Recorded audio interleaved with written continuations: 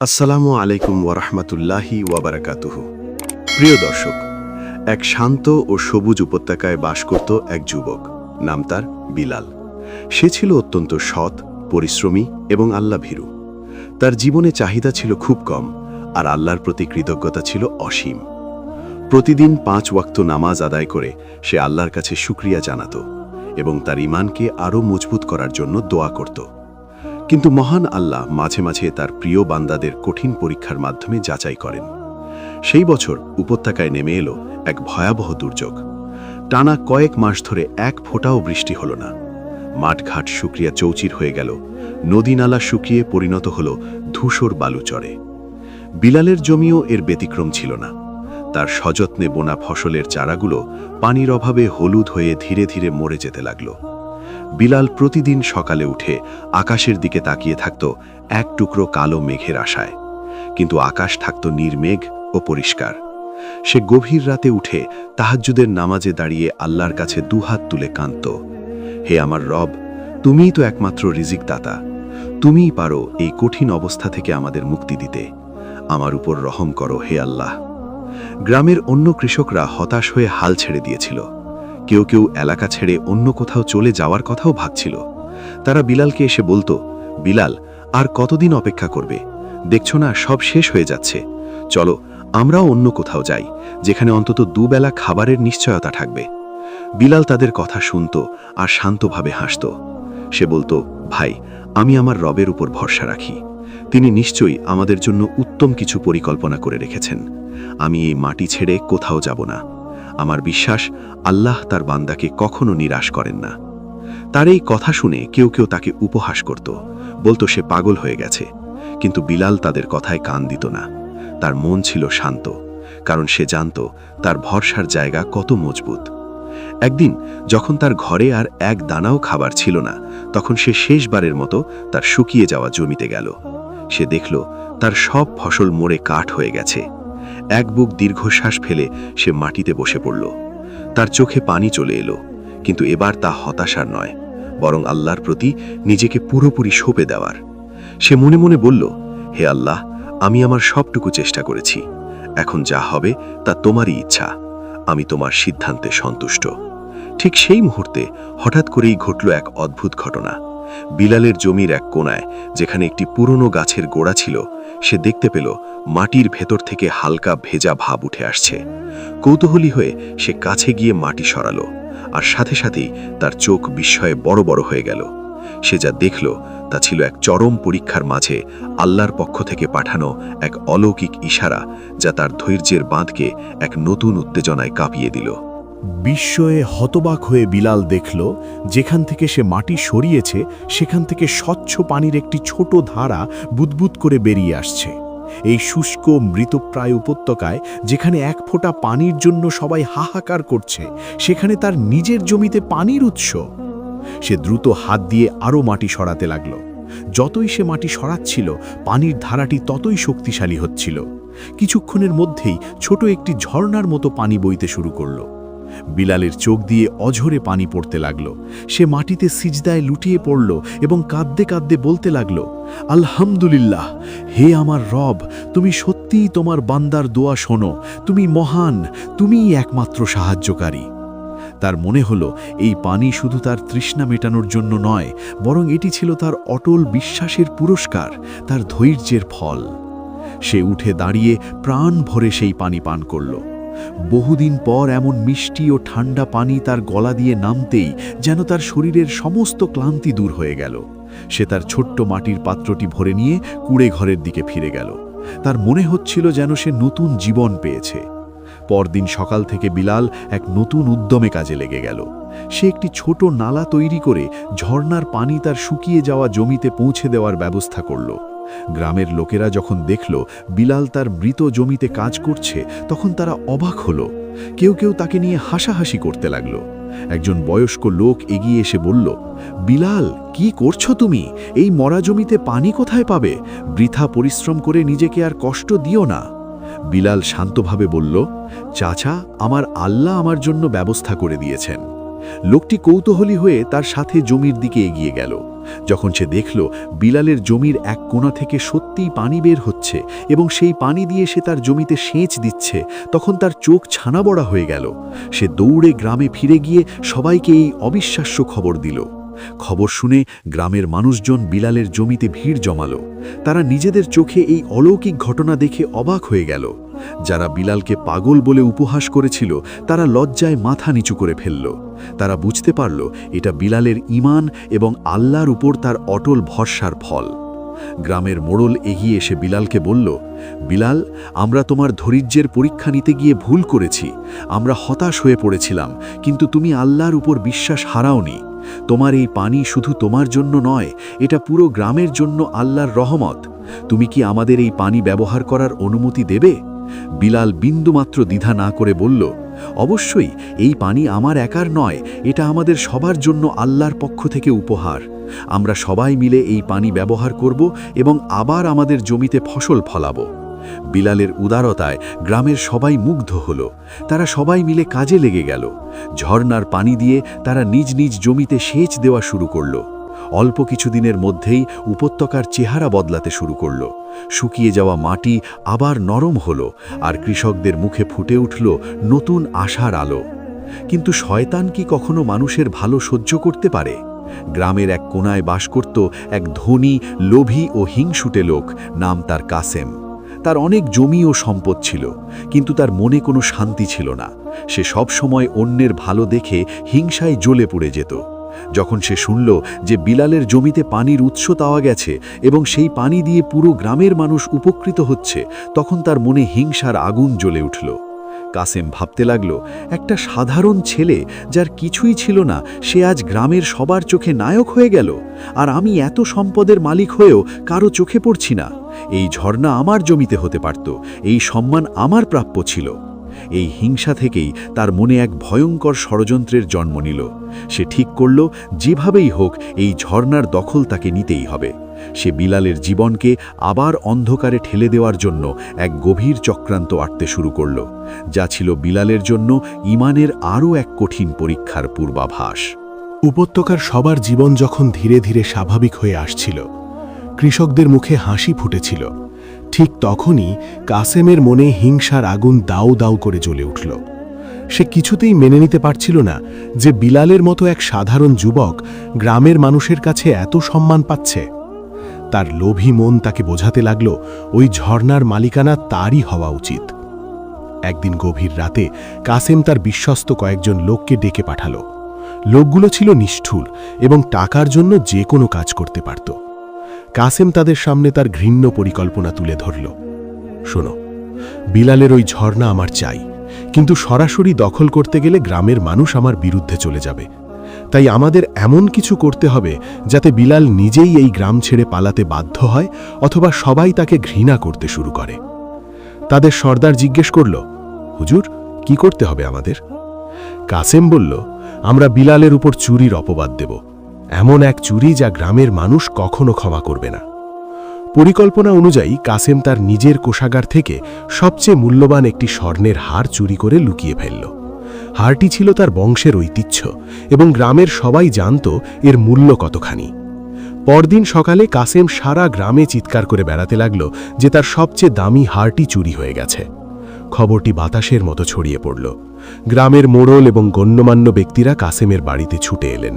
কাসেম কান্নার অভিনয় করে বলতে লাগল, আমার সব শেষ হয়ে গেল। ওই হারটি আমার পূর্বপুরুষের আমানত ছিল। যে আমার এত বড় সর্বনাশ করেছে, আমি তাকে ছাড়ব না। মোড়ল তাকে শান্ত করার চেষ্টা করে বললেন, তুমি চিন্তা করো না কাসেম, আমরা সবাই মিলে চোরকে খুঁজে বের করবই। ঠিক তখনই কাসেম তার ষড়যন্ত্রের দ্বিতীয় চাল চালল। সে দীর্ঘশ্বাস ফেলে বলল, আমার শুধু একজনকে সন্দেহ হয়, সে হলো বিলাল। সে ছাড়া আর কে এমন কাজ করতে পারে? সে তো গরিব, হয়তো লোভ সামলাতে পারেনি। এই কথা শুনে সবাই চমকে উঠল।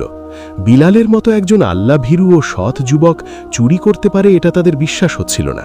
কিন্তু কাসেম এমনভাবে কথাগুলো বলল যেন সে নিশ্চিত। সে আরও যোগ করল, আপনারা সবাই মিলে ওর কুড়েঘর তল্লাশি করে দেখতে পারেন। আমার বিশ্বাস হারটি সেখানেই পাওয়া যাবে। কাসেমের লোকেরা আগেই সুযোগ বুঝে রাতের অন্ধকারে হাড়টি বিলালের কুঁড়েঘরের ভেতরে তার বিছানার নিচে লুকিয়ে রেখে এসেছিল। গ্রামের মানুষ দ্বিধায় পড়ে গেল, বিলালের সততার প্রতি তাদের বিশ্বাস নাকি কাসেমের এই আত্মবিশ্বাসী অভিযোগ। অবশেষে মোড়ল সিদ্ধান্ত নিলেন সত্যিটা যাচাই করার জন্য বিলালের ঘর তল্লাশি করা হবে। বিলাল তখন তার জমিতে কাজ করছিল, তাকে ডেকে আনা হলো। যখন সে শুনল তার ওপর চুরির অপবাদ দেওয়া হয়েছে, তখন সে শান্তভাবে বলল, আমি কোনো চুরি করিনি, আমার আল্লাহ সাক্ষী, আপনারা আমার ঘর তল্লাশি করতে পারেন। তার চেহারায় কোনো ভয় বা অস্থিরতা ছিল না, কারণ সে জানত সে নির্দোষ। মোড়ল এবং গ্রামের কয়েকজন লোক বিলালের কুঁড়ে ঘরে প্রবেশ করল। কাসেমও তাদের সাথে ছিল, তার মুখে ছিল এক শয়তানি হাসি। তল্লাশি শুরু হলো, ঘরের সামান্য আসবাবপত্র ওলটপালট করে খোঁজা হলো, কিন্তু কিছুই পাওয়া গেল না। গ্রামের মানুষেরা স্বস্তির নিঃশ্বাস ফেলতে শুরু করল। কিন্তু ঠিক সেই মুহূর্তে কাসেমের ভাড়াটে সর্দার, যে ভিড়ের মধ্যে মিশেছিল, সে চিৎকার করে উঠল, ওই তো বিছানার নিচে কি যেন চকচক করছে। একজন এগিয়ে গিয়ে বিলালের বিছানার নিচ থেকে মাটির পাত্র সরাতেই বেরিয়ে এলো সেই স্বর্ণের হার। মুহূর্তের মধ্যে পুরো দৃশ্যপট পাল্টে গেল। যারা একটু আগেও বিলালের সততার কথা ভাবছিল, তাদের চোখে মুখে এখন অবিশ্বাস ফুটে উঠল। কাসেম বলল, আমি বলেছিলাম না, এই হলো তোমাদের সৎ বিলাল, সে আমাদের সবার সাথে বিশ্বাসঘাতকতা করেছে। গ্রামের মানুষ ক্ষোভে ফেটে পড়ল। তারা বিলালকে ঘিরে ধরে নানা কটু কথা বলতে লাগল। আমরা তোমাকে বিশ্বাস করেছিলাম, আর তুমি এই প্রতিদান দিলে? তোমার মতো চোরের এই গ্রামে কোনো জায়গা নেই। বিলাল হতভম্ব হয়ে দাঁড়িয়ে রইল। সে বুঝতে পারছিল না কিভাবে হারটি তার ঘরে এলো। সে বারবার বলতে লাগল, আল্লাহর কসম, আমি এই হার চুরি করিনি, এটা আমার বিরুদ্ধে এক গভীর ষড়যন্ত্র। কিন্তু প্রমাণের সামনে তার কথা কারো কানে পৌঁছল না। মোড়ল গম্ভীর মুখে রায় দিলেন, বিলাল, তুমি আমাদের বিশ্বাসের অমর্যাদা করেছ। চুরির শাস্তি হিসেবে তোমাকে এই গ্রাম থেকে নির্বাসিত করা হলো। কাল সূর্য ওঠার আগে তুমি এই উপত্যকা ছেড়ে চলে যাবে, আর ওই ঝর্ণার পানি এখন থেকে গ্রামের কৃষকদের সম্পদ হিসেবে বিবেচিত হবে, যার দেখাশোনার দায়িত্ব কাসেমের উপর দেওয়া হলো। বিলাল স্তব্ধ হয়ে গেল। তার পৃথিবী যেন এক মুহূর্তে ভেঙে চুরমার হয়ে গেল। যে গ্রামের জন্য সে এত কিছু করল, সেই গ্রাম থেকেই তাকে বিতাড়িত করা হচ্ছে। সে বুঝতে পারল এই সব কিছুর পেছনে ওই হিংসুটে লোকটিই রয়েছে। গভীর রাতে বিলাল শেষবারের মতো তার কুঁড়ে ঘরে বসেছিল। তার মনে কোনো রাগ বা ঘৃণা ছিল না, ছিল শুধু এক গভীর কষ্ট। সে নামাজের জন্য দাঁড়ালো। সে আল্লাহর কাছে তার সমস্ত যন্ত্রণা উজাড় করে দিল। সে বলল, হে আমার রব, তুমি তো সব কিছু দেখছ, তুমি জানো আমি নির্দোষ। আমার ওপর এই কঠিন পরীক্ষা কেন, তা তুমিই ভালো জানো। আমি তোমার সিদ্ধান্তেই সন্তুষ্ট। আমাকে ধৈর্য ধরার শক্তি দাও এবং আমার জন্য যা উত্তম সেই পথে খুলে দাও। নামাজ শেষে এক অদ্ভুত প্রশান্তি তার মনকে ঘিরে ফেলল। সে বুঝতে পারল এই উপত্যকার মায়া তাকে ত্যাগ করতে হবে।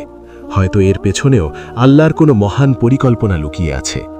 ভোরের আলো ফোটার আগেই এক হাতে পানির একটি ছোট পাত্র আর অন্তরে আল্লাহর উপর অটল বিশ্বাস নিয়ে বিলাল এক অজানা পথের দিকে যাত্রা শুরু করল।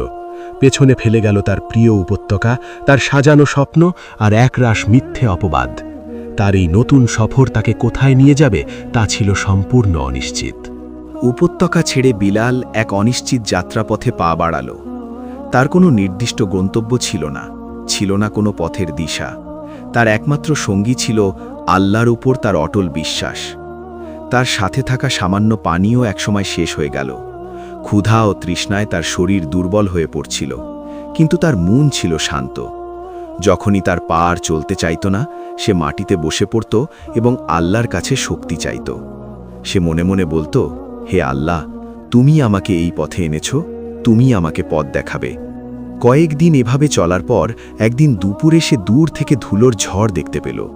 প্রথমে সে ভাবল এটা হয়তো সাধারণ মরুঝড়, কিন্তু কিছুক্ষণ পর সে বুঝতে পারল একদল ঘোড়সওয়ার দ্রুত গতিতে তার দিকেই এগিয়ে আসছে। তাদের পোশাক এবং হাতে থাকা অস্ত্র দেখে বিলালের মনে কিছুটা ভয় জন্মালো। সে ভাবল এরা হয়তো দস্যু দল। পালানোর কোনো পথ না দেখে সে সেখানেই দাঁড়িয়ে আল্লাহর নাম স্মরণ করতে লাগল। ঘোড়াসওয়ার দলটিই তার সামনে এসে থামল। তাদের নেতা ঘোড়া থেকে নেমে বিলালের দিকে এগিয়ে এলেন। তার চোখে ছিল তীক্ষ্ণ দৃষ্টি। তিনি রুক্ষ গলায় জিজ্ঞেস করলেন, কে তুমি? এই জনশূন্য প্রান্তরে একা একা কি করছো? বিলাল শান্তভাবে উত্তর দিল, আমার নাম বিলাল, আমি একজন মুসাফির। আমার কোনো নির্দিষ্ট গন্তব্য নেই। আল্লাহ আমাকে যেদিকে নিয়ে যান আমি সেদিকেই যাচ্ছি।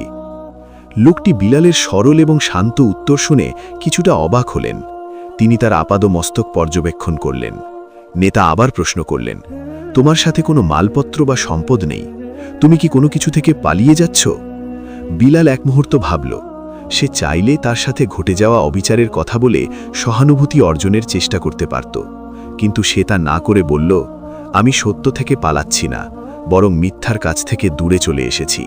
আমার সবচেয়ে বড় সম্পদ আমার ঈমান, আর তা আমার সাথেই আছে। বিলালের এই গভীর অর্থবহ কথা দলনেতার মনে দাগ কাটল। তিনি নিজে একজন জ্ঞানী ব্যক্তি ছিলেন এবং মানুষের চরিত্র বুঝতে পারতেন। তিনি বুঝতে পারলেন এই যুবক কোনো সাধারণ মানুষ নয়, তার পেছনে নিশ্চয়ই কোনো কাহিনী আছে। দলনেতা তার সঙ্গীদের ইশারা করে থামতে বললেন এবং বিলালের পাশে বসলেন। তিনি নিজের পানির পাত্রটি বিলালের দিকে এগিয়ে দিয়ে বললেন, আমার নাম হাসিম। আমরা এই অঞ্চলের শাসক সুলতানের বিশেষ প্রহরী। আমরা এক পলাতক অপরাধীকে খুঁজছি। তুমি কি এই পথে কাউকে যেতে দেখেছ? বিলাল পানি পান করে আল্লাহর শুকরিয়া আদায় করল এবং বলল, না, আমি গত কয়েকদিনে কোনো মানুষ দেখিনি। হাসিম বিলালের সাথে আরও কিছুক্ষণ কথা বললেন। বিলালের জ্ঞান, তার বিনয় এবং আল্লাহর প্রতি তার গভীর বিশ্বাস হাসিমকে মুগ্ধ করল। তিনি বুঝতে পারলেন এমন একজন সৎ ও জ্ঞানী যুবককে এভাবে প্রান্তরে ফেলে যাওয়া ঠিক হবে না। হাসিম একটি সিদ্ধান্ত নিলেন। তিনি বিলালকে বললেন, বিলাল, তোমার মতো একজন মানুষের জায়গা এই জনশূন্য প্রান্তর নয়। তুমি যদি রাজি থাকো তবে আমাদের সাথে আমাদের রাজধানীতে চলতে পারো। সেখানে তুমি অন্তত নিরাপদে থাকতে পারবে এবং নিজের যোগ্যতায় কোনো কাজ খুঁজে নিতে পারবে। বিলালের জন্য এটা ছিল আল্লাহর পক্ষ থেকে পাঠানো এক অপ্রত্যাশিত সাহায্য। সে কৃতজ্ঞতার সাথে রাজি হয়ে গেল। হাসিম তাকে তার নিজের ঘোড়ার পেছনে বসিয়ে নিলেন এবং তারা রাজধানীর দিকে রওনা হল। কয়েকদিনের দীর্ঘ যাত্রার পর তারা এক বিশাল ও সমৃদ্ধ নগরীতে পৌঁছল। উঁচু প্রাচীর দিয়ে ঘেরা সেই নগরীর বিশাল ফটক, সুন্দর রাস্তাঘাট এবং মানুষের কোলাহল দেখে বিলাল অবাক হয়ে গেল। তার ছোট্ট উপত্যকার জীবনের চেয়ে এ ছিল সম্পূর্ণ ভিন্ন এক জগৎ। হাসিম বিলালকে রাজদরবারের এক কোনায় একটি ছোট থাকার জায়গা করে দিলেন। তিনি তাকে বললেন, আপাতত তুমি এখানেই থাকো। আমি সুলতানের সাথে কথা বলে তোমার জন্য কোনো কাজের ব্যবস্থা করার চেষ্টা করব। বিলাল নতুন পরিবেশে নিজেকে মানিয়ে নেওয়ার চেষ্টা করতে লাগল। সে রাজদরবারের মসজিদে নিয়মিত নামাজ আদায় করত এবং বাকি সময় আল্লাহর ইবাদতে মশগুল থাকত। তার বিনম্র আচরণ, সততা এবং প্রখর জ্ঞান দরবারের অন্য কর্মচারীদের নজরে পড়ল। একদিন সুলতানের ব্যক্তিগত গ্রন্থাগারে কিছু পুরনো পুঁথি গোছানোর কাজ চলছিল। পুঁথিগুলো ছিল অত্যন্ত মূল্যবান এবং সেগুলো পাঠোদ্ধার করার জন্য জ্ঞানী লোকের প্রয়োজন ছিল। হাসিম এই সুযোগে সুলতানের কাছে বিলালের কথা বললেন। সুলতান প্রথমে একজন সাধারণ যুবকের ওপরেই দায়িত্ব দিতে ইতস্তত করছিলেন, কিন্তু হাসিমের অনুরোধে তিনি বিলালকে একবার সুযোগ দিতে রাজি হলেন। যখন বিলালকে গ্রন্থাগারে আনা হলো, সে তার জ্ঞান ও প্রজ্ঞা দিয়ে সবাইকে তাক লাগিয়ে দিল। সে এমন সব পুরনো ও জটিল ভাষার পুঁথি অনায়াসে পাঠোদ্ধার করতে লাগল, যা দরবারের বড় বড় জ্ঞানী ব্যক্তিরাও পারেননি। তার কাজে সুলতান অত্যন্ত খুশি হলেন। তিনি বুঝতে পারলেন বিলাল কোনো সাধারণ যুবক নয়, সে এক অমূল্য রত্ন। সুলতান বিলালকে তার ব্যক্তিগত উপদেষ্টা হিসাবে নিয়োগ করলেন। বিলালের জীবন এক নতুন মোড় নিল। যে যুবককে একদিন মিথ্যা অপবাদ দিয়ে গ্রাম থেকে বের করে দেওয়া হয়েছিল, সে আজ এক বিশাল সাম্রাজ্যের সুলতানের পাশে জায়গা পেয়েছে। কিন্তু ক্ষমতার এত কাছাকাছি এসেও বিলালের মনে কোনো অহংকার জন্মালো না। সে আগের মতোই বিনয়ী এবং আল্লাভীরু রইল। সে সবসময় সুলতানকে ন্যায় ও সততার সাথে রাজ্য পরিচালনার পরামর্শ দিত। আসসালামু আলাইকুম। আমাদের ইসলামিক ভয়েস বাংলা চ্যানেলের ভিডিওগুলো যদি আপনার ভালো লাগে তবে অবশ্যই ভিডিওটিকে লাইক, কমেন্ট এবং শেয়ার করবেন। আর নতুন নতুন ইসলামিক গল্প, দাওয়া, নবীদের জীবনী ও শিক্ষামূলক ভিডিও পেতে আমাদের চ্যানেলটিকে সাবস্ক্রাইব করতে ভুলবেন না। আল্লাহ আমাদের সবাইকে হেদায়াত দান করুন এবং দুনিয়া ও আখেরাতে সফলতা দান করুন। আমিন।